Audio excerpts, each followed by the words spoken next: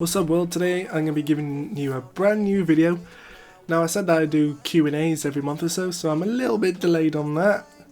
So forgive me on that one, but I'm going to be doing a interview slash Q&A with Hi-Rez the rapper. He's got the album Forgive&Regret out now, so make sure you stream it. I'll put a link in the description. So I'll be doing an interview slash Q&A with him where he's going to answer all your questions that you've asked me. And yeah, let's not wasting time, let's jump right into it. I've got the questions up on my iPad right now. So yeah, hopefully this answers all your questions that you wanted to know. So yeah, peace. What really cared about was your respect for me. I think less of you, so I don't care if you think less of me. Giving out myself to everyone gon' be the death of me. Then they wanna come. Alright, bro, let's get into it. Alright, so how you doing, bro? How you feeling about the album coming out? I'm feeling good. I'm living life, man, out here at the pool, getting some sun. Yes, mate. As if the coronavirus exists, but doesn't exist at the same time. Trying to live my life. It's gotta happen, mate. It's gotta happen. You gotta live your life the way you want it. How about you? Yeah, not bad, mate. Just chilling, making some YouTube videos, watching a bit of Futurama, as you already know. Hell yeah. What you working on? Just some COD videos, some Q&As obviously with you, and more of the future and stuff. But you know, the simple gaming and all that sort of nerdy stuff. But anyway, Yeah, how's the weather? well, it's a bit looking out now. It's a bit like dark and grey and all that, because it's like what 8:49 p.m. But it was nice earlier, but it just started to tip it down with rain. What about you? It looks all sunny by you. It's kind of cloudy, but it's pretty good. Can't complain, man. And you're sat right next to a pool. I'm jealous already. So, Forgive and Regret, how are you feeling about the whole album, all that stuff? I'm feeling the most confident and scared at the same time because it's like the best album I've ever created. Yeah. So when I put out my last album, I wasn't really too nervous because I didn't, like, in my heart of hearts, I didn't feel like it was my best album. So I didn't feel like I had anything to lose. You know what I mean? Yeah. So like, with this new album, like it being my best album and my best production and my best hooks and my best writing, it like, I just feel like I have such high standards. So it's almost like I just like anyone else, I fear failure, right? So it's like if I put out a shit album, I wouldn't care, you know. Exactly. But I'm creating a fire album, so it's like I'm so anxious and anticipating it, but also a small percentage of me is like fearing it. But I'm hyped. I'm not really scared, but I'm hyped. Yeah, you're all taking it back to the gaming industry and the sort of old school your raps kind of thing, That's aren't how you? I feel, bro. Like creatively, I feel like, I mean, you heard it, but creatively, I feel like it's a mature version of some of the old shit that people heard from me when I was 16. You know, Yeah, definitely. All I have, a place like home, to dreams we're dying for, to a better place, and smiling. And I feel like it's just a more mature production, a more mature hooks, like I was singing when I was 16, 17, but I couldn't sing for shit, you know? Yeah. So it took me 6, 7 years to really start singing decently. And it's actually the same producer who made a lot of the records that I just named and shit like that and mixed most of them. So I don't know, man. I'm pretty excited to see what people say because I think the music's going to speak for itself. Oh yeah, exactly. I reckon everyone's gonna love it. It's very old school vibes. Like with that track "Another Lie," it sounds exactly like "No Place Like Home," and that will be a throwback for people as well. Man, And a lot of people reminisce. My friends, and like, not that we're not real life friends too, but my real life friends that I've known since we're kids. We just never met yet. That's why I say that. But one day soon. But my real life friends that I know since I'm a kid, they said the same shit without even noticing. They said, "Yo, is that the same producer who did Lost in Time? Is that the same producer who mixed this?" And with kids that don't even know music, you know, kids that only listen to like mainstream music, that never stepped inside of a studio, not, you know what I'm talking about? Like they work at a desk their whole lives. These kids, they notice it. So it really got me hyped to realize like everyone notices the sound without even knowing the backstory, you know? Yeah. So, in what way is this album different to the last couple of albums? From Missing Pieces to this one? I think from every angle. Is that a wasp or a bee? Oh shit! Oh shit! Oh shit! Oh shit! You heard it here. Rez is getting attacked by a wasp. That's how he feels about the album. It feels different to me every angle, like production, lyrics, just what I'm writing about, the content, the things I went through in my life. It just, I don't know, it just feels like full circle. Yeah. Like I feel more mature than I was last year. I'll tell you the same story a year from now, probably. You know what I mean? Yeah. I'll have kids into my bed. I have kids in a few years. I'll be rapping about that shit. You know what I mean? I don't know, man. It just feels right. It feels like the perfect timing in my life. Last year, the production was just the production was off. My writing, I wasn't really inspired. Like I had nothing to write about. You know what I mean? I almost felt like my last album was just a worse version of the one before it. Do you know what I mean? Like not to I don't want to throw off people's, I love all my albums I create. Yeah, exactly. I don't ever half-ass an album. But when I look back on it, I realized like, whoa, I kind of said the same shit I said in this one that I said in the previous 2 or 3. Yeah. And this is the first album where it's like, I feel like almost every line, I can't lie and say every line, but almost every line, I thought it through. Like in a lot of my albums, I have a lot of filler lines like flippity skippity hippity rippity, This is the first album where every single line, I feel like I really took my time to make sure that not only did it rhyme, but it actually meant something to me. You know what I mean? Yeah, you put like a lot of thought and all that sort of stuff into the album. A lot of practice and all that shit. Every bar literally means it's like a creative story kind of thing. 100%. It's the first album I could confidently say.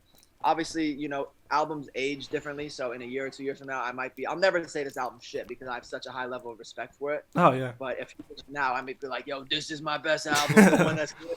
I'm always trying to beat myself. So, not to the point where I go nuts, but I don't know, man. This is definitely my best album. I think 99.99% of my audience will agree once they hear it. Oh, yeah, I could definitely agree. That's definitely your best 100% album. Like, I like all your albums and mixtapes and all that sort of stuff.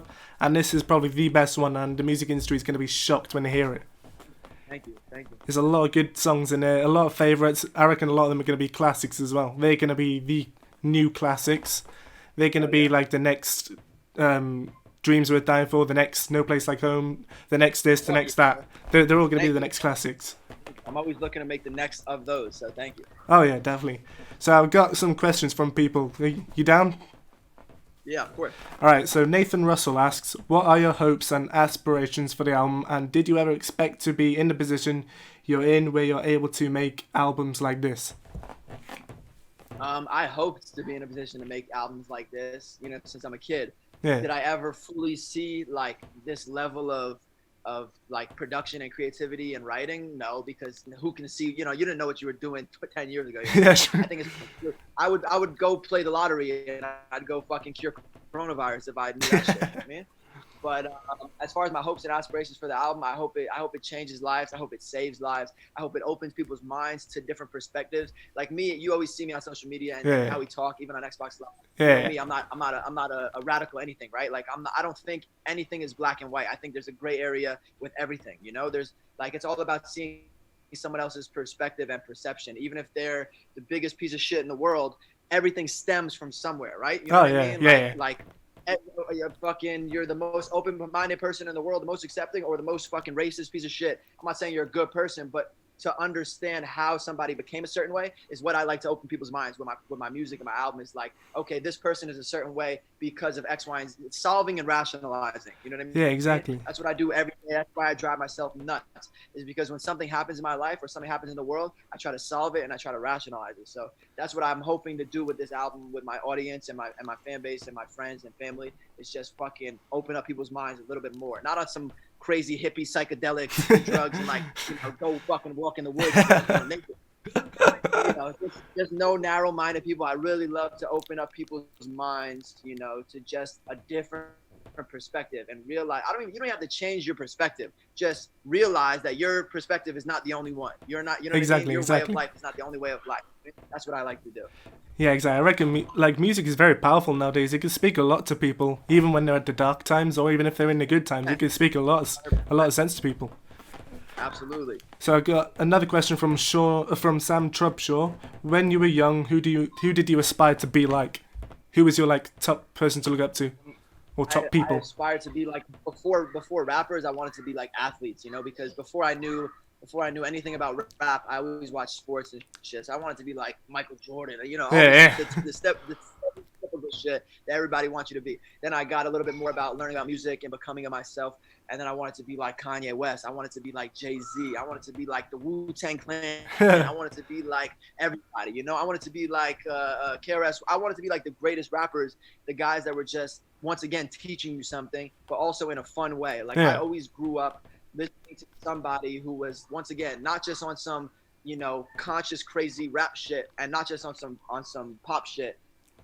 Almost like I don't know who you would combine. I guess that's why I am who I am. I loved how Wu-Tang Clan was funny and Kanye West was funny and Eminem was funny. You know, I liked all that shit. So it made me who I am. And they all could spit. The guys I just named and the group, obviously group Wu-Tang Clan, but like them individually, these guys were they were humans. They weren't robots. You know, they weren't just giving you one type of music or one type of music video. Like, exactly. You know, Rachel knows, for years I always was like questioning, like, when is it going to be my time? Because I never stuck to one thing. So it took that much longer. People ask me, oh, why has Jeezy blown up? Why has blah blah blah blown up? Why has blah blah blah blown up and not you? And I came up in a similar period of time. Not only was I younger than a lot of these guys, people don't realize that, but a lot of these dudes stuck to, and I'm not hating on it because that's what I'm doing now, but they figured out a brand before I was able to figure that out. You know what I mean? Yeah, so these exactly. guys were able to figure out what they wore and what their sound sounded like and what their production sounded like. And they were 23, 24, 25, 26. I'm 16. I'm just going into the studio doing dumb shit, hoping that you know what I mean? Like, I'm glad I didn't give up. But, you know, I'm thanking God now. This is the first album where I could say it reminds me of the same albums of. I think it's a piece of who you are through every stage of your life. Exactly. And all put together. From funny, serious. Like, I feel like he's never been able to be boxed in, honestly. Like, nobody was. That's what I love about Kanye West. That's what I love about when people try to put Kanye in a box and call him crazy and say, hey, you have to be a producer. You can't be this. You can't make clothes. You can't do this shit. Just rap. And he always comes out this man sold more Yeezys than Michael Jordan sold Jordans. And I don't care how, you have to be pretty crazy to do something like that. You know true. So it's like, you know, and that's where my perspective, what I talk about opening people's minds and perspectives is like, people love to write people off, right? Like, this man can't do this because he's crazy. This man can't do this because he's, people say, oh, Lil Dicky can't put out a serious rap because he's funny, or blah blah blah can't make a funny rap because he's serious. People love to put you in a fucking box. You know what I mean? Yeah, exactly. I'd love to see a comedy NF record. It's never gonna. That's you never know. Would you love? You know what I mean? Though? It would be interesting. It would be very interesting. He's a normal dude though, and I guarantee you he laughs. I guarantee you he cries. I guarantee you he jokes. He's a normal human. So I love to just see people doing things out of what the norm expects them to do. And for me specifically, long story short, it's still long, is fucking, you know, that's why it's taking me a decade to make X amount of money or reach X amount of people, is because I never ran towards one thing and just stuck with it. I was always all over the place, like ADHD, and now I finally got my shit together. You know what I mean? Well, you took all exactly. things that were everywhere, and we molded it into for the first time ever, people are laughing while listening to the music, and I'm like sitting back and like I can't believe it, because for so long I would ask Rachel, for years I'd be like, when are they gonna understand like I'm funny, like you know what I mean? Exactly. And then I would say, okay, you know, now they see my funny records. When, you know, do they still take me serious as a rapper? So now it's finally the point where it's like, you know, people are laughing at my memes and they're listening to my serious music, and it's the first time ever where I feel like there's a fucking roof over the foundation that I've been building, and now we're just building the stories. You know, I got a single room house. Now we're building the fucking shit. So I got a foundation. I'm ready to go, dog. And it's a strong foundation from all the experiences you've gone through. Yes, it seems like you can cover a lot of areas, because with your funny raps and your serious raps or your sad raps, so you're covering a lot of people's areas. Like with the My Name Is remix, that's quite funny, isn't it? Thank you. But that's inspired by Eminem's funny side as well. Yep. And he has true. Serious records on his song, but he's also a funny guy. Funny dude, you know, like. Yep. And it's amazing. I feel like he paved that way for you 100%, so much. 100%. Like, he paved the way. Lil Dicky paved the way. Logic paved the way. There's a lot of dudes in different levels. Like Jeezy paved the way. Some pop songs, but then also he's got some ratchet songs. He's got some ratchet West Coast music. I think 2020 is just even, bro, like guys like even like Jake Paul and Logan Paul. Like there's dudes that are from Disney that are like smoking weed now and shit on camera. And it's like, pretty much. At first, it was like blowing my mind, but then I realized like the world is just accepting people in every form. You know what I mean? They're accepting their flaws, their shortcomings, for the most part. In 2020, you get canceled Not, for a not, lot of not shit. that. That's a Yeah, you can't say anything nowadays without someone saying something. But everybody's inspiring me, man, to just be me. So. But I also feel like people are ignoring in the world like how much we have progressed as society, how much 100%. how much more you can be human And nowadays. how much you actually accept. There's Sure. there's a lot more positive things 100%. going on that people aren't. People are recognizing. focused on the negative. Yeah. And there's so much to be thankful for. Yeah, it's pretty mad. Like, idolizing people and having role models and stuff, it really boosts, like, your confidence and stuff. So it really helps a lot. Like, even though I do YouTube videos and it's nothing to do with music, I'd say you're an inspiration. Like, KSI is an inspiration to me, Sidemen is an inspiration to me, like, all other music artists. Like, songs boost confidence when I'm listening to it and working at the same time, but it helps everyone in every area. 100%. Yeah, And I yeah. feel like just finding your branding for what you want to do for your YouTube channel as well. Like, Yeah. you're focusing really hard on figuring out what you want to do, like reactions versus montages or interviews. Like, you're experimenting right now. Yeah. And that's so great that you're doing that. That's exactly what, like, Jesse's been doing in your whole career. Like, you've been experimenting with different forms of what do I want to do, and then eventually Creativity, you're like, wait a comedy. minute, I can do all of it. I can do all of it, and people will like it. And it's true. You can't listen to the haters. Exactly, Well, exactly. People will like you for you. They'll try and shoot you down, but when you go up, you'll just laugh at them, really. And then they're all gonna pretend like, oh, I believe you. Oh yeah. Yeah, I was there at the beginning. Were you? Didn't see Hell that. no. But for the next question is from Sean YT. What's your advice for small artists to grow big and get noticed? I mean, it kind of goes to what we just said, but trial and error, be yourself. First off, do what you love. If you don't actually love this shit, there's so many people that want to be a rapper, right? Like I love how we talk, me and you, and you're not just doing what everybody else wants to do. Not everybody says, I want to be a streamer and a creator. I'm sure there's a lot of people that want to do that. But my point is like everybody and anybody is like, I want to be a rapper now. So first and foremost, make sure you actually love this shit. You're not just doing it because your friend thinks it's cool and told you, and even if you're good at it, don't do it just because you're good at it. Make sure you love this shit because there's people that play football that are great at it that I personally know and I've seen in interviews that they're like, I wish I didn't do that to my body. I wish I didn't put myself through this. I don't really love this shit, So like, first of all, make sure you love this shit. That goes for anything. Yeah. Secondly, I mean, just follow your heart. If you do love this shit, obviously, follow your heart and make sure the content you're creating is something that you want to create, because there's always at least tens of thousands of people out there, if not hundreds of thousands, if not millions, that also agree with your point of view and your way of life and your way of thinking. So it's like, you can't just say, okay, I'm going to do exactly what Gary Vee did, or I'm going to do exactly what KSI did, or I'm going to do exactly what Laserbeam did. And, you can't just throw, or I'm going to do what Logic. True. You can't just do this shit. You got to come out and you got to do what you want to do because, no one, it sounds cliche, but no one can be a better version than you because you're the only one going through what you're going through. You're the only one feeling what you feel, seeing what you see, eating what you eat, work, you know what I mean? Doing what you do. So it's like all these things, play a role in what you see, feel, and hear. So it's like, just do that. And if it doesn't work out in the first 4, 5, 6, 7, 8, you can't get discouraged. I've been doing this for a decade, and 9 of those, or maybe 8 of those 10 years, I didn't even make $1. So it's like, if I got discouraged in those first 8 years because of financial reasons, I would never have been able to make a good living the last 2 years of my life. You know what I mean? So Yeah, exactly. And he's right there. And he's right there, and he gives up. There's like one version of him that gives up before he gets to the gold, and then one version that doesn't. And you see him get he the literally gold. gives up right before he digs to that treasure chest type shit. Yeah, it's such a powerful thing. I love it. Like, it's But yeah, so I mean, that's pretty much it. Nice one. So I've got a friend who's asked 2 questions, being greedy. One, what made you pursue a career in the music industry? Firstly, I always say this to people, I don't know if it's even true anymore, but the first thing was like, I looked around, firstly, let me correct myself. First, I love it. I loved rap, right? Yeah. I loved hip hop before anything, I probably liked reggae and shit because my mom played reggae, my mom played rock, and my dad played rock. So maybe I liked that subconsciously, and I even like, my mom used to play Mozart and shit like that. But my brothers would put me on to like just rap music and shit, and I just really loved it. And then eventually I got older and I was like looking around, and this is 15 years ago, so not everyone was a rapper. Your grandma wasn't a rapper yet, your cousin wasn't a rapper yet.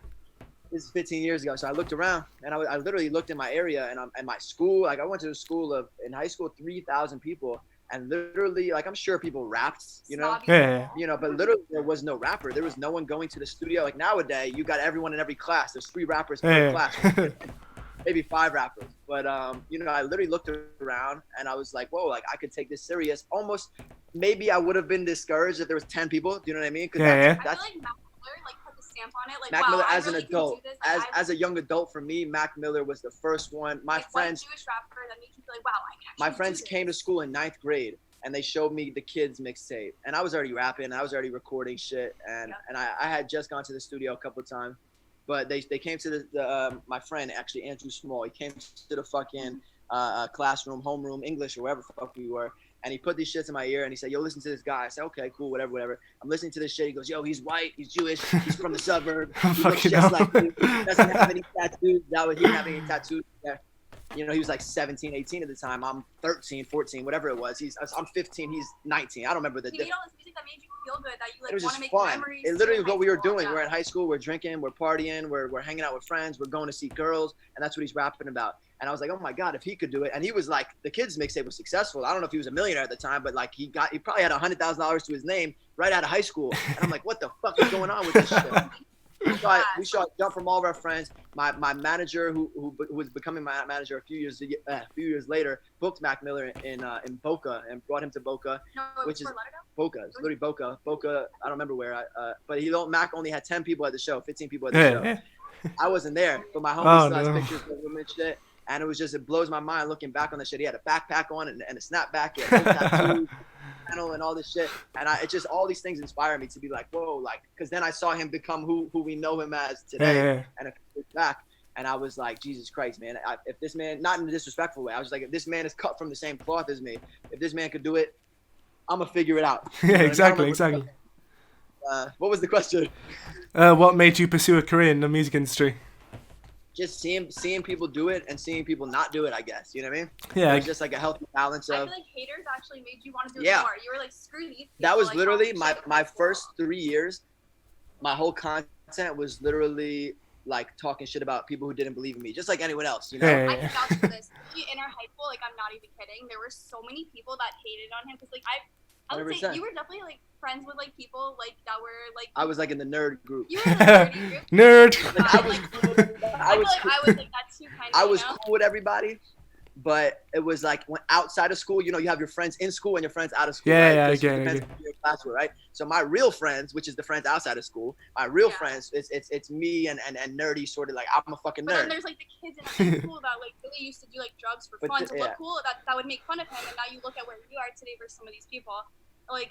It just shows you like, wow, like who cares? And a lot of the kids hit me up, and I'm come to shows, they I'm buy not merch I'm not the too. type of guy to like be like, yo, fuck you, you weren't there. All money is good over here, man. I don't care what you. Obviously, if you're a fucking racist clown piece of shit, don't support me. But I don't care what your political views are. I don't care what your religion is. I don't care what race.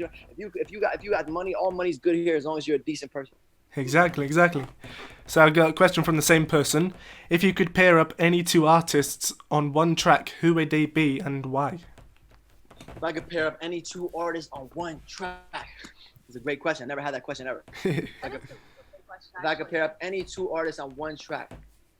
Could it be dead or alive? Yeah, I mean, I'm answering the Yeah, question. dead or alive. We'll allow That's it. what I'm thinking right away. I'm going to dead and alive right now. I want someone who's dead and someone who's alive, or two people who are dead. Who asked that shit? Sean Pugh. Great question, Sean Pugh. Dude, that's fucking dope. I mean, You've never been asked that out of every no, it's interview a very you've hard. ever That's a done. very hard question. And I don't want to give a short answer. I don't want to give a half-assed answer. I mean, I could be selfish and be like, I want to make a song with Biggie, but I want it to be bigger than me. I want this to be a life-changing record where it's like, I would have liked to have seen like Biggie and Bob Marley. That would have been cool. Damn, that's kind of cool. Yeah. That'd be They quite did, vibey as well, wouldn't it? They did like a fake remix Like, Oh, yeah. of like Damien Marley and Bob Marley, not Damien Marley and Biggie and shit like that. I think maybe Bob Marley and Biggie small. To hear Biggie on some island type vibe would be so cool. Just I want it to be like Welcome to Jamrock, like some crazy ass fucking Yeah, that'd be like really real cool. reggae, but island, but gutter. I don't know. I Maybe guess maybe like Nate Dogg on the hook with Bob Marley. I feel like that would be cool, but I don't know. I'm going with Biggie and Bob Marley. That's what I'm going with. All right. It would be quite a chill vibe though, wouldn't it? Two amazing people that changed two different walks of life, two different generations, and it kind of almost bridged age-wise, Like I have a sister who's like 40 something, 42, and she's old enough to have grew up on the tail end of Bob Marley from her parents, and also obviously the start of Biggie Smalls. So I don't know, man. I think that would be dope. Biggie and Bob Marley. To be fair, I could probably like picture myself on the beach where it's really hot, listening to that collab. It seems that sort of vibe. I'll send you this right now. This is how I would want the record exactly to sound. Next question is from Just Gaming Jason. What is your personal favorite song of Forgive and Regret, and why? My personal favorite song of Forgive and Regret. I like 3 of them. I like Save Me. I like Another Lie. I like the one with Ritz, Never Hold Back. I like Breakdown.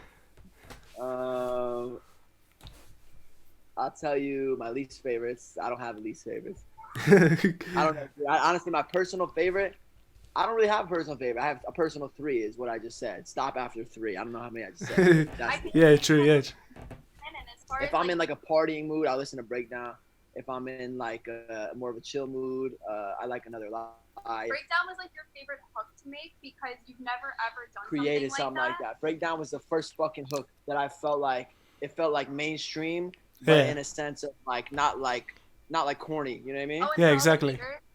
Raw vocals actually. Yeah, everybody like, keeps saying, fucking auto tune. There's no fucking auto tune. Yeah, there's no auto tune at all. And even if there's auto tune, I guess everyone's gonna have to come to a concert live to hear everything. I mean, a tiny gist of auto tune's alright, but like when. Of course, so you're supposed to use auto tunes to like guide you and like teach you the way that sounds right. So when you're singing in auto tune, if you mess up, if your voice messes up, auto tune doesn't fix it, but it shows you where you should be. So so a real person should go back, a real artist should go back and now listen to their reference and re-sing it the way that they heard the auto tune correct them. Yeah, exactly. That's how people should do it. Not everybody does that. Yeah, very true. People like 6ix9ine, they use it like it's their god. A lot of people just fucking use it and it corrects it and then they put it out. Like, okay, they just abuse it, really, don't they? Each his own, man. Question from Ziggy: who inspires you the most? Who inspires me the most? My dad inspires me the most. He just, since he's young, my dad's 68, 69 now. Haha, 69. I should have known. He's been working since he's 13, full time. So that's like 50 something years. So this man's been working his whole life, full time, never stopped. This man owned his own cleaning business. This man owned his own fucking pest control business at one point. This man worked for 4 or 5 different pest control companies, killing bugs, crawling through attics. Like, this man is just one of the hardest, physical, getting dirty, coming home smelling like shit, fucking, get bloody, fucking scabs, like a real man. You know what I mean? Like this guy, I don't know if you ever heard him. I'll send you it too. This guy Wax from way back in the day, a rapper Wax. You ever heard of him from YouTube? No. Way back. So this is like the YouTube days, like 10 years ago. It was really only like Wax, Traffic, which is Timothy De La Ghetto, Dumbfounded, D-Pride, all these guys, right? And Wax came out with a record that stuck with me ever since, and it was called like Real Men, right? And the hook was like, and he's a rapper, and he was basically saying how fucking dumb he feels getting paid a decent amount of money from rap when real men, army and military and firefighters and pest control and teachers and all these people, and he means real men and women, not just, but the way he came like across, he said I'm not a real man. Real man work, digging, shoveling dirt, the type of dirt that when you come home your back work, blood stains cover your shirt. That's real work, and then he starts talking about people getting in grenade fights and war. Shit. And it's literally like every bar was a fucking bar where it was like about like real men coming, people that die in a fucking mining for coal and diamonds, and he's getting paid 5-10 bands a show to go out there and fucking sing some shit for an hour. And it's like I relate to that, bro. I said that shit in Dreams Worth Dying For. I'm talking about rappers and ball players getting paid millions, and I understand that's where the money is. That's entertainment. I get it. It's just almost so confusing where life ended up. You know what I mean? I'm blessed to be in the position. I'm not being humble, but I'm just fucking I'm just questioning it. Yeah, I know exactly what you mean. So Jack Longhurst, I've probably said his second name wrong, but oh well. What song off the album was the hardest to make, and why? What song off the album? The hardest to make. The hardest to make. was Survival or The Cure. Stressing was the hardest. Stressing was the hardest production-wise. Oh, that's one of my favorite. That is Stressing. Thank you. For me, creating was The Cure and Survival, because not only was I writing it through my eyes, I was writing it through Rachel's eyes, I was writing it through a friend's eyes. So it's like every line, I had to almost put myself in someone else's perspective for it to make sense. Like if it's just about me, every bar, or just about something I went through, it's gonna be pretty easy because it's like especially. You're living in your body. Exactly, that's what I said earlier. Yeah. That goes back to what I said earlier. Like Yeah, if it's your exactly. life, it's pretty easy to write your And thoughts you can down. only get as detailed as like how much you've seen and how much your mind allows you to. Or how much I told you based on my experience, how much someone told But those are the hardest. Writing wise, production wise, Stressing was the hardest. We almost scratched the whole shit because Ryan Summer, not Rachel, actually was the only one. So Stressing was over an initial beat like 7 months ago, 8 months, maybe even a year ago. At this point. It was more like a trap beat. Yeah, it was like a very trap. Airy. It wasn't a bad beat, but it just didn't fit the vibe of the album. It was more of like a super trap beat, and I didn't want the album to be too much trap. Yeah, exactly.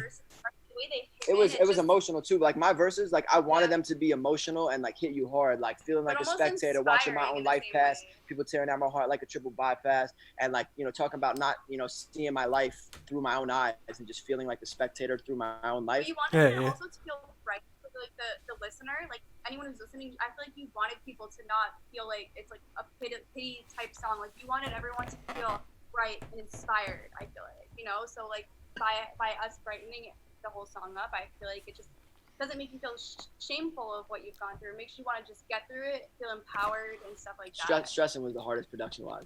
Yeah. But you had a lot of trouble with Save Me, didn't you? Save Me was actually the other one too. It was Stressing and Save Me. Yeah, you heard that shit on Xbox Live. Yeah. Yeah, so it was the last two pretty much. There was a whole different chorus that you never heard. We changed the whole thing. Oh yeah, hoping that you come in. Yeah, we wanted to don't flip want it. To lie to pass me by. Yeah, I had a whole different. So oh shit. Particularly, I feel like at first we were like, okay, we were asking for someone, oh, come and save me, but instead I feel like you were like, why don't we do it opposite so no one? Which it didn't add up. It. Yeah, my original hook, which it might end up on a song one day, but it didn't make sense. At least the melody. It didn't make the melody. It didn't make sense for the album. So the whole album's a little bit cold-hearted and like a little bit like raw. You know what I mean? And like, but the original Save Me hook that I had was very like lovey-dovey. It was like, I don't want life to pass me by. If I don't try, then I'll go crazy. If I fall, the more I climb, I'm just hoping that you come and save me. So it's like relying on somebody to come save you. Hopefully someone doesn't steal that from this video. It's all right. And then we flopped it. Then we flipped it around to like, I don't need someone to save me. I got myself. You know what I mean? Like you can get through anything. You don't have to rely on yourself. Anyway. Yeah, I think that hook makes a lot more sense than the other one. Yeah, although the other one does sound quite good though. I'll admit. Yeah, it would have been good pitched up, right? Like. Yeah. Yeah, whatever. I'm glad you didn't get rid of Stressing because I wouldn't be able to make any puns out of it. Yeah, right, dude. Yeah, we almost got rid of Stressing. I mean, Rachel literally pushed for it, but like Ryan, the producer, was like, I don't know, I'm not inspired by this. I don't know what to do with it. And then I was just like it took me 2 times to be like, come on, and we almost did it. I was like, Resolution is gonna love it. And I said, fuck it. I said, fuck it. I was like, yo, fuck it. I was like, just don't put it on the album, I was like, fuck it. And then he finally came back with the final version. I was like, bro. And then Rachel's like, she's fucking nagging like, are you glad that I fucked? Yeah, mate. It's a very like rock kind of vibe, isn't it? Yeah. Actually, the guy who produced Breakdown helped write the melody for Stressin'. So the guy who produced the whole beat for Breakdown, and it's funny because those are 2 rock songs, what I mean? Like Breakdown and Stressin' kind of rockish. So the guy who produced Breakdown helped write the Stressin' da da da da da da da da da. You know what I mean? Yeah. Well, for the record, people always ask about writing. I'll never let a motherfucker write my lyrics ever because once again, that's what goes on in my head. You know exactly. What I mean? Like I feel like at that point, if somebody's writing my words, I'm worthless. What am I doing? You know what I mean? Like. Have an outside perspective of someone coming up with a new melody. I love it. I'll say that shit proudly. Like like 7 or 8 melodies on the album. We one of our best friends ever helping. I have a friend from childhood. I'll send him a beat. He'll mumble me just like a melody. He'll be like, ask me, I'll be like, creating a okay, melody that off of sounds like melody. something. It sounds like stress. It sounds like this. Sounds like that. And I'll write the shit and I'll change the melody up and boom, man. You get stuck in your own ways if you only create by yourself. I feel like next album we definitely have to like film more of that process so everyone can kind of see, because it's like it's so unique, like just how you build off of different people as humans. Like I feel like we all need each other so much. So like when we had David in the picture with all that, like it was a more fun experience. Like when you have other people involved, especially people you care about, you know? Absolutely. Leo Thompson asked, what made you choose the artwork for the album cover, and is there specific symbolism behind it? We chose the album cover. Is it raining? It's pouring. We chose. That's crazy. Florida's nuts. We chose the album cover. We didn't necessarily choose the album cover, but we chose the artist behind the album cover, Jose Fernandez, super dope artist. Well, we really kind of actually. We had the idea. We always have the idea, right? Why do we choose? Mode, I feel like. Why do we choose the concept behind the album cover? Is once again this snakes, how we always talk about. Exactly. People in your life that are not loyal, people in your life that stab you in the back, people in your life that in your face tell you you're doing great, but behind closed doors they pray for your downfall. And that's really what the whole shit is. As far as Easter eggs go, I got my cat, I got my dog. I always love to see the cats and dogs. Got old mixtapes like in the binders and the shelves and spread out. I have the binders that say old shit. I mean, it's not like some deep fucking Da Vinci Code shit. Joe, I'll send you the pictures of like the screenshots I have of all the Easter eggs, so you can maybe put it on the screen for all the fans to see. Yeah, we'll do. So Ignition Patriot asks, what was the first song you wrote that you shared with people? First song I wrote I shared with people, I was 13 years old. It was called, what was it called? Taking you back now. It was called Here's the Lesson. And we don't have I that was one. 13, we might. And I was 13 years old. And all I did when I was writing was I would look up quotes. I would look up what Michael Jordan said. I would look up what someone said, and I would just rhyme with the quotes. Every line was a quote. It wasn't even my own rhymes, you know? I just would rhyme with people. Can you hear it, or is the rain fucking it up? No, I can't hear it. You're good? Yeah, all good. My first song that I publicly shared with the world, that was like with some friends. But my first song that I decided to go public with was Arizona Iced Tea. I was Married to the Game was a little before, but that was just on Facebook. So it's like that was all fake. It was public to people. That was before YouTube was popping. That was like the first 2 years of YouTube. We react to all his old songs. Like we have like Soon. I think we have like 20 of them that like are not public at all on the internet, and he's gonna react to all of them. So that'd be cool. So everybody get a little taste of that too. But yeah, like 15 years old, Arizona Iced Tea. Yeah, pretty much that was it. Throwback for your mind right there, isn't it? Really got you thinking. The Mobile Warrior asks, if you weren't making music, what would you be doing instead? I'd probably be like a sports attorney or some shit. I always wanted to be like a sports agent, and I got friends that are lawyers and family that are lawyers and shit. So it probably would have been pretty easy to figure it out. I don't like school, so I think I would have gave up in law school. Maybe not. I don't know. I'm pretty determined. If I like something enough, I'll go get it. But if I didn't like it, and if I got to law school and I didn't like it, I would have been like, fuck it. Like if I hate something, I just throw it out. I don't even waste my time. But if I like some shit enough, I'll fucking go get it. If I want to learn some shit. Lean towards like more like marketing stuff. Probably advertising and marketing and I don't know. I don't know where I would have ended up, dude. Honestly, truth be told, ever since I was 13, I wanted to be an entertainer. I wanted to be a musician. I wanted to act. I wanted to dance. I used to dance when I was 13 and shit. Since we've started dating too, I feel like